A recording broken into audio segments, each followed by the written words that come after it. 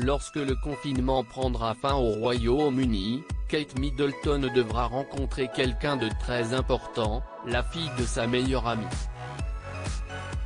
C'est le 20 mars dernier que Emilia Jardine Patterson a donné naissance à son troisième enfant, une petite fille prénommée Lucia Beatrice Inodia. C'est le Times, relayé par le Daily Mail, qui a publié l'avis de naissance dans ses pages le dimanche 10 mai. Une heureuse nouvelle pour Kate Middleton et le prince William, qui sont tous les deux très proches de l'architecte d'intérieur. En effet, si celle-ci a fait ses classes au Marlborough College avec la duchesse de Cambridge, avec qui elle a joué au hockey, il se trouve qu'elle est une amie d'adolescence du fils du prince Charles, et serait notamment à l'origine de la rencontre du couple royal. Une entremetteuse accomplie qui a une telle importance dans l'entourage des Cambridge qu'elle est également l'une des 7 parrains et marraines du prince George.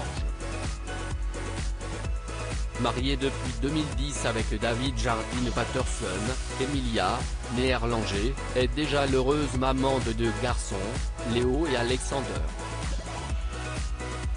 Nul doute que les retrouvailles des 2 couples et de leurs 6 enfants risquent de faire des étincelles. Kate Middleton fait preuve d'autodérision en attendant la fin du confinement et de pouvoir retrouver une vie normale. Kate Middleton et le prince William assurent leurs engagements à distance, par visioconférence. L'occasion aussi pour eux de consacrer beaucoup de temps à leurs 3 enfants, dont ils font l'école à la maison et pour qui ils organisent aussi de nombreuses activités sportives et artistiques.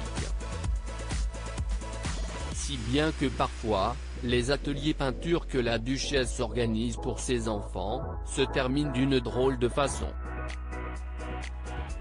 Dans le talk-show britannique This Morning, Kate Middleton révélait ainsi les dessous de la séance photo du prince Louis qu'elle avait organisée pour réaliser les portraits de son 2e anniversaire, où on le voit notamment recouvert de peinture.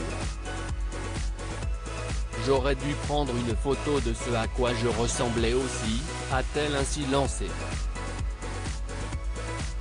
Heureusement, ce n'était pas documenté mais je ressemblais à peu près à Louis à la fin de la séance, a-t-elle ainsi précisé.